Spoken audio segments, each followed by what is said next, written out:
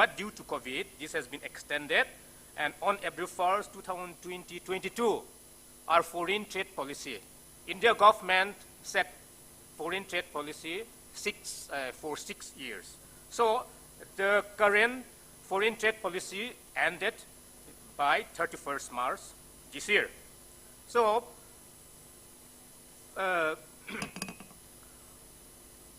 this coming April, our new foreign trade policy, 2021 to 2026, will start.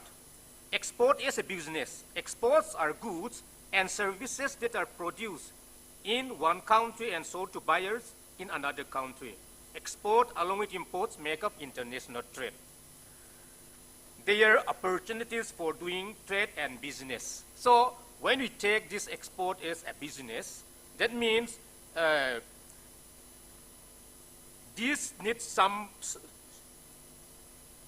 this requires trans-border bilateral trade.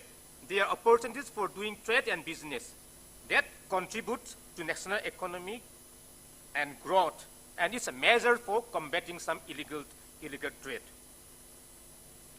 Today's topics, we can divide it into two: custom procedures to export, how to export, and custom documentations.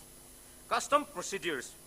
In order to start a business, in our first sessions, our resource person from the bank, his DFC bank, mentions about in order to get something or to start a business, we need to set up a farm or a company, whether proprietorship or a partnership. So this is a must. To get registration under an appropriate authority like trade license from state government or whatever, or textiles and Department of Commerce and Industry. We need to take, because we need to have some legal or trade farm and GST registration. We can apply this GST registration online through GST website. And after, if we think for setting up of our own business or to start a business, first we need to have the trade or the legal name in which entity or in which name we are going to start the business. Then we need to open current account. Then we can apply PAN card in the names of the farm that we're going to deal in the business. We can obtain, after that, through PAN-based registration, we need to get PAN-based registration of IEC. Getting registration for availing various import-related schemes under FTP through DZFT. Here, I need to mention that in order to get some export and import-related schemes, there are different this RCMC in the first session. If you recollected, then he has just mentioned about this certificate, registration cum membership certificate. This is granted by concerned EPC, Export Promotion Council or FIO, then community boards and authority. Then after that, now we got registration certificate, IEC, then we can become exporter or importer now. After getting all the formality of registration, then we can forward in what sort of goods and items that you are willing to export or you are willing to import. You have to take in or to give out to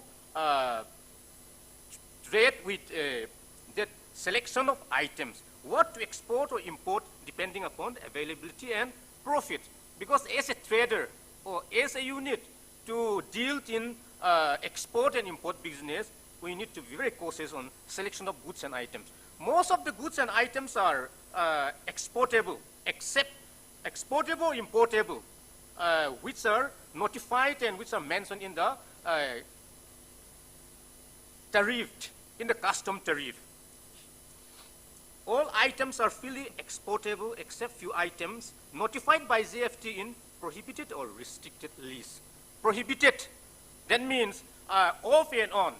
DZFT from time to time, that means Ministry of Commerce and Industry notified some goods to be prohibited and some are restricted. Restricted means according to the notifications of the from DZFT under Ministry of Trade and Commerce, they notify some items to be restricted for the time being. Then they can notify again to tradable or exportable again.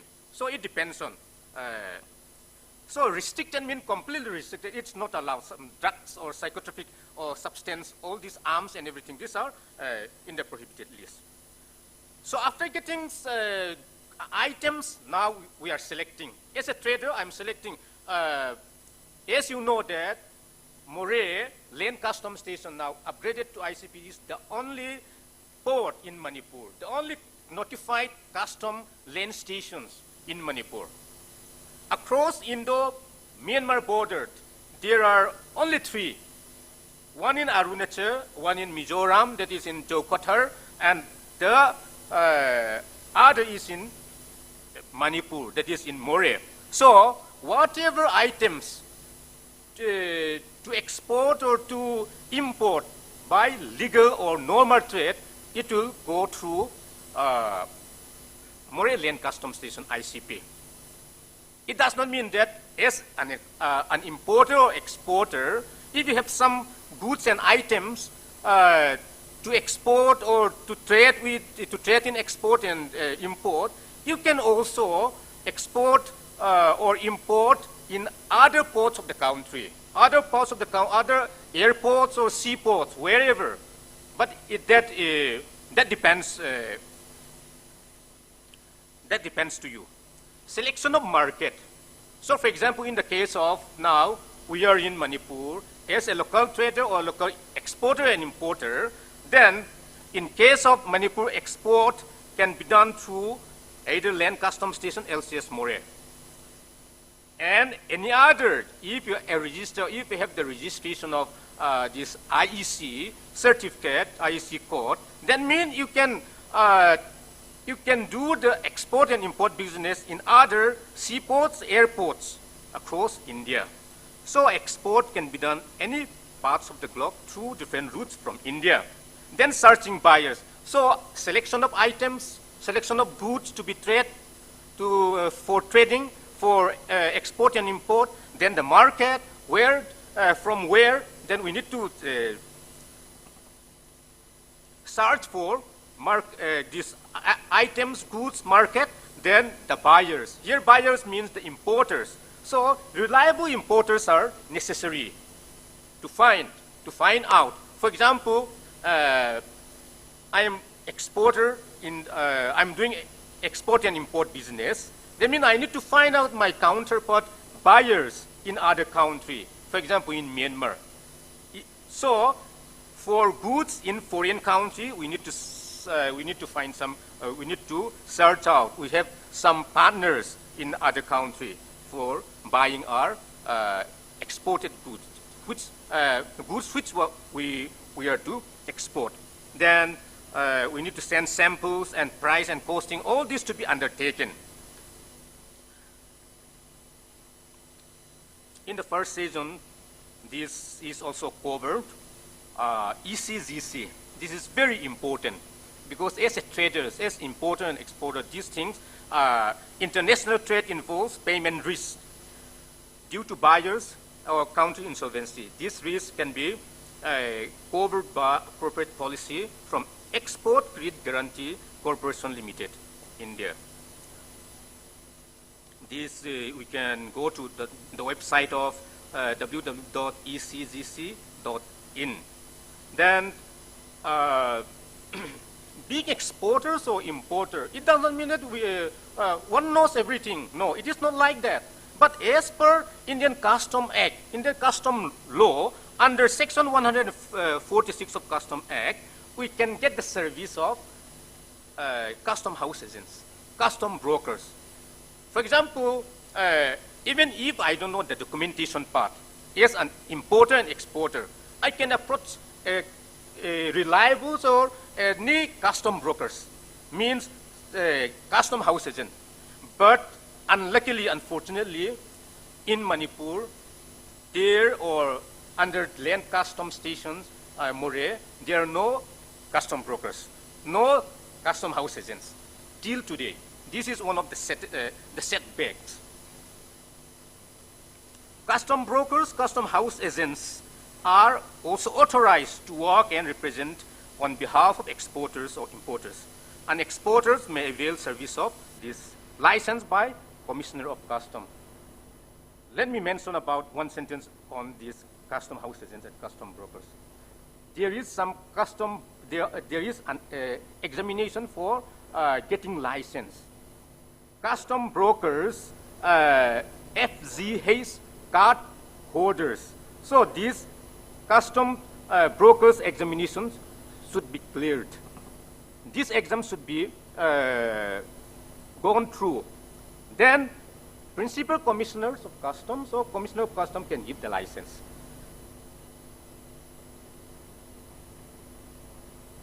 Let's come to the second topic, that is documentation part. Let me just go through some of the points. Some are mandatories, or some of the this is not exhaustive. Let me just pro forma invoice generated based on purchase order. For example, I'm an exporter, then I need to get the purchase order from the buyers, the importer, of the consignee and consignor, showing details and quality of goods. The details including address, IEC code, GSTIN. Then number two, packing. Second is custom packing list. List of items or boxes or specified marking code. These two invoices, these are the first two invoices. Then country of origin certificate. Declaration issued to the exporter. This is issued by Chamber of Commerce or authorized agency by Ministry of Commerce and Industry. Declaration issued to exporter that certify that the goods being shipped have been completely acquired, produced, manufactured, processed in a particular country. This country of origin is necessary, very much necessary. And for example, if we get recently in 2019-20, Iramdam, there is one importer, exporters in which work through this LCS More, Iramdam Cement. So this cement, he got this country of origin certificate of Myanmar. That country of origin certificate was issued by Ministry of Commerce and Trade, Myanmar. In the same way, for example, when India produce as an export, if we're going to export, do the export, then we need to get country of origin certificate. Then commercial invoice. This is one of the most important invoice. Includes details of purchase order, descriptions of goods with SSCN code, selling price, etc. Then fifthly, bill of lading. This is a shipment bill. Then health certificate, inspection certificate. Wherever necessary, as per case, or applicable only when there are food products that are animals or non-animal origin involved in international trade. This certificate or inspection certificate is necessary depending on the goods or item to export. For example, in the last season of interactive season, in the last interactive season one regarding this organic certification. For example, if it is agriculture and food products, we need to apply to APEDA. APEDA, from APEDA, this certification organic related to agriculture as well as food products we need to apply this certificate from a bidder. Then if it is through warehouse, the goods are kept, then in the case of that, these warehouse receipts are also required. Export-import license. The shipper is required to produce when exporting goods to international destination for the first time. This type of license may vary the type of export you intend to make. The licensing authority is chief controller of export and import. Then payment. Buyers and sellers, in what way this payment should be made? This has been properly explained in the first sessions. This letter of credit or declaration issued by the importer's bank for payments of the sum specified to the exporter as per the terms agreed by the parties. That means between the sellers and the buyers, the importer and exporter. Exporter of India and those in the counterpart is importer of Myanmar in the case of Indo-Myanmar trade, border trade. Then last but not the least,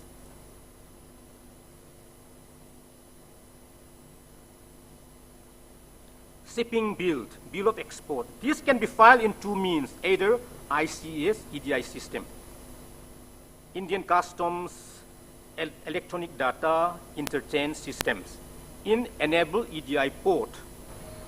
Our land custom station ICP More is not yet enable EDI port but functional land custom.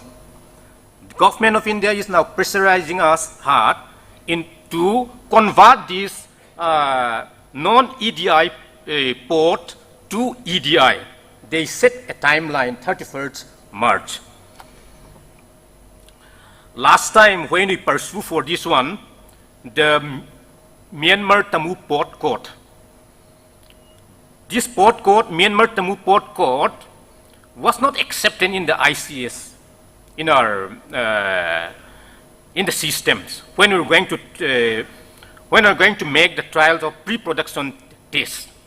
So just now, before this season, I got a call from system manager, deputy commissioner of customs Guwahati, that ICS, that means from both government, they have resolved somehow to get the correct or in order to convert our land custom station into EDI. EDI means filing of shipping bills or import bill of entry or bill of export through electronic or through digital systems.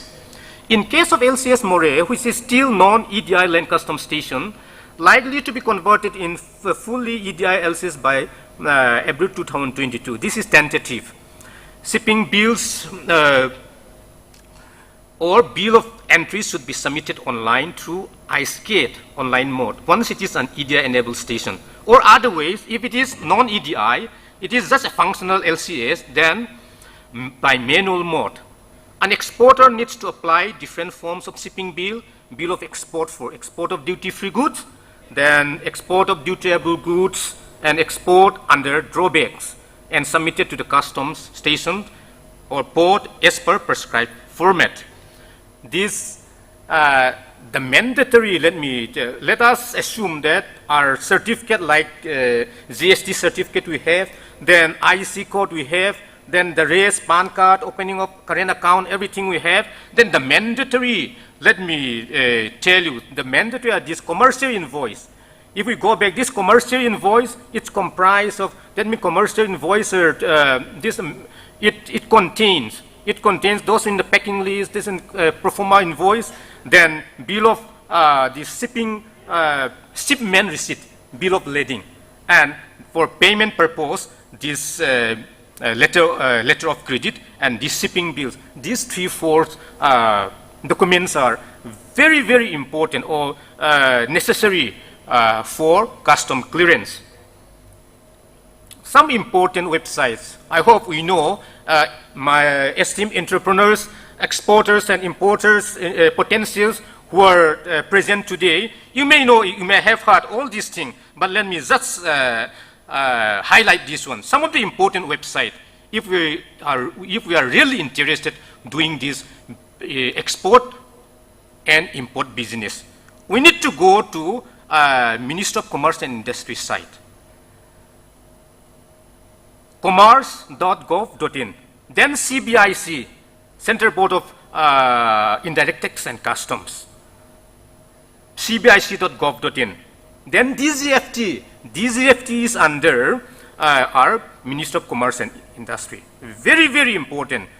The changes, notification, circular, everything, it's changed every now and then. So we need to update. You need to browse this one, this DGFT, dgft.gov.in.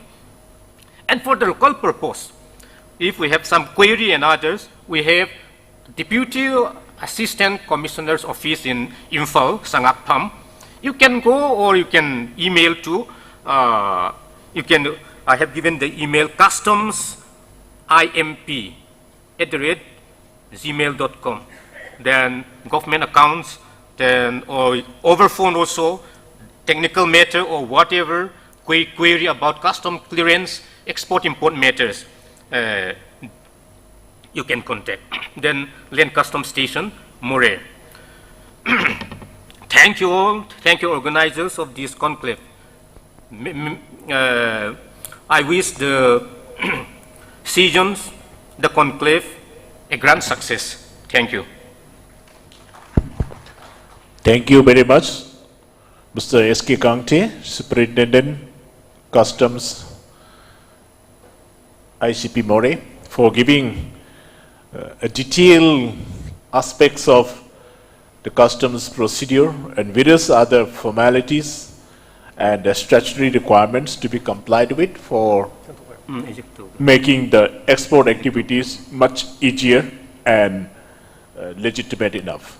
Well, is there any questions in this session about the customs procedure and documentation? Audience, if any, if there is any questions regarding this one. May I, sir? Yes, please. Yeah, Gante, sir, I'd like to just understand, from when can we expect the ICP More to be converted to EDI port? Yeah. It's still non-EDI port, right? Right, sir. So when can we expect? Actually, sir, regarding this one, it's initiated from the top level, DG systems, we call it. That's under CBIC. So they gave a deadline, all land customs stations across India, in phase 1, phase 2. So land customs More is under phase 1. Phase 1 to be completed, conversion of this non-EDI site to EDI, a deadline 31st March. Just now I got a call from the system manager, the assistant of system manager, that last March 8, we tried for this pre-production test. Then when we got the Myanmar Tamu custom port, the code is MMTMU. When the data entry operator in Daranga, one data entry operator is allocated. And when he put in this Tamu port code, or More land custom code is INMREB. So when he tried to upload the shipping bills and one for trial testing, it was not accepted. When they put Bangladesh code, it was accepted. So for the code issue, DG system, they took around 1 week. Before decisions, I got a call that this has been resolved. So I informed the DEO in Daranga to start that pre-production, whether it is okay or not. If it is, if the port code is accepted now, Myanmar port code, then because the port code should be taken, the nearest port code of More LCS is Tamu custom. So if the port code is accepted now, it will be easily, it will be then in one or 2 days, it will be converted. Okay, thank you, sir. Yeah, any more queries? In fact, it is very interesting to hear that More ICP is going to be converted into fully EDI ports. So this is what many of the traders are looking forward to having such facilities.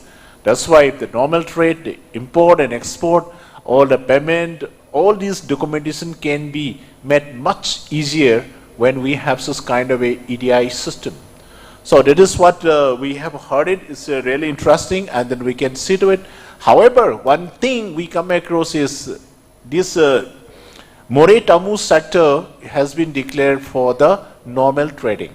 But once it has been declared as a normal trade, then the entire trading things had been reduced to almost zero. So of course there may be some sort of a change in the customs tax structure, etc. What are the viewpoints